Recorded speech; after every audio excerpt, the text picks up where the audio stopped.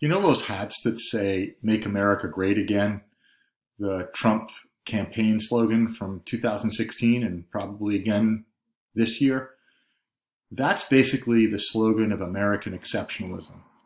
So when we talk about America as an exceptional country, we mean it both in the sense that it's not like all other countries, but we also mean it in the way that it's better than all other countries.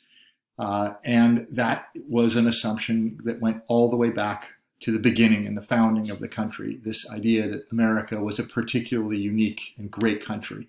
So what made America great?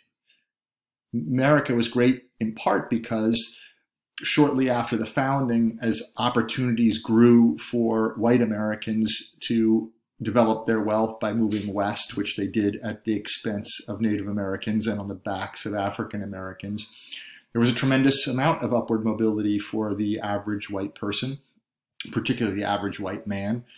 As the government grew and education became more available to more people, broad-based public education has always been an aspect of American society, and that too made America exceptional. The access to land and property ownership obviously favored those people who already had the resources to buy those things, but certainly America was a place where you could buy land and you could buy property, you could buy a house. If you think about the American dream, it's a house, it's land, it's all those things. America is, relatively speaking, a democratic country. People can express what they want in the voting booth. They have individual rights. We go back to the Declaration for that. It's also a highly developed country. The technology infrastructure and the development of the country has always been ahead of other countries because we industrialized later. We had more opportunity to be on the forefront of those sorts of things. There was religious freedom here, which meant a lot. If you were, for example, a Russian Jew who had been persecuted, this was a country that allowed you the freedom to practice your religion without persecution.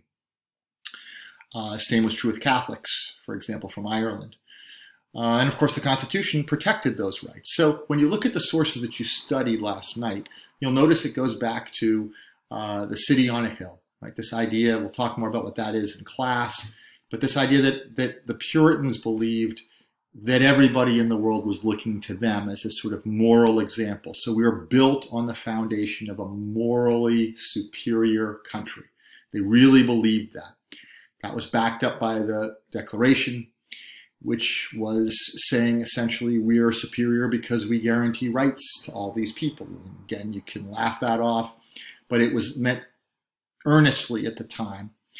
Again, we celebrate Jefferson in this way. We've looked at this before, but going back to the celebration of Jefferson as this greatness of American values, which is greater than other countries. At the same time that Jefferson was writing, we also have a guy named Thomas Paine, a famous pamphleteer, who talks about beginning the world over again.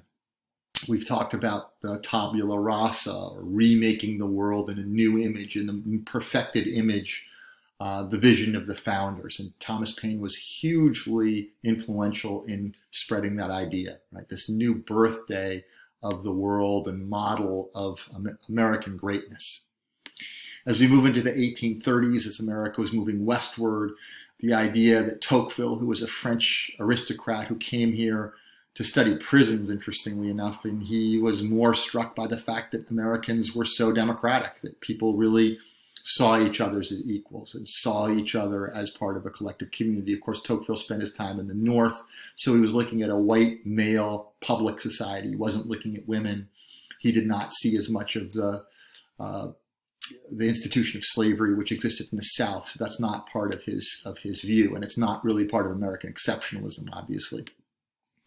As westward movement began to become the major theme in the 19th century, along came this idea of manifest destiny, right? That we were destined to bring all of these rights and all of this technology and all of this greatness across the country. So if you look at this painting, on the right side you see light, on the left side you see darkness, and the light is sweeping away the darkness. I would have you look at this more carefully and think about all the things on the right side which represent progress in American exceptionalism, and all the things on the left side which represent the obstacles to that progress. That gives you a really good idea of what American exceptionalism is in a picture. There obviously was exceptionalism in this idea that Lincoln talks about, as even though we went to war over the right for liberty, this whole idea of a new birth of freedom, that the history of America is the expansion of freedom. In the Civil War, this time to African Americans who were able to vote and able to be represented after the war was over. This was seen as an enormous progress at the time. This idea that we were the only country that had a civil war to end the institution of slavery was another idea that America was an exceptionalist nation. So we take this idea and we spread it abroad. We go to fight in Cuba in 1898 against the Spanish to bring liberty to the Cubans. We go to Europe in World War I to bring liberty and freedom and democracy to the Europeans. We fight against fascism and against Hitler and against the Japanese and against the forces of evil, right, in World War II. We do it again in Vietnam. This idea that Americans bring good things, and fighting against communism is a big piece of this. So we see modern examples of this in Iraq and Afghanistan too.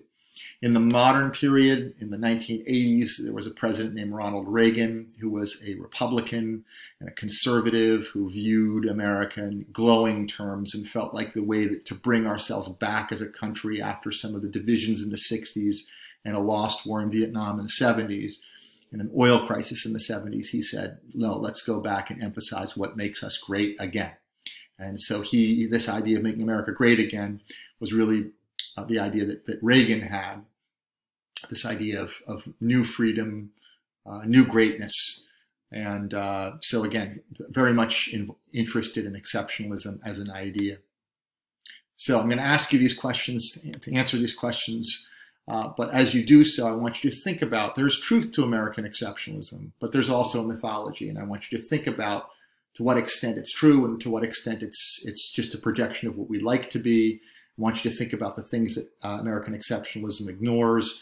And I also want you to think about the types of people that would just think American exceptionalism is a huge crock.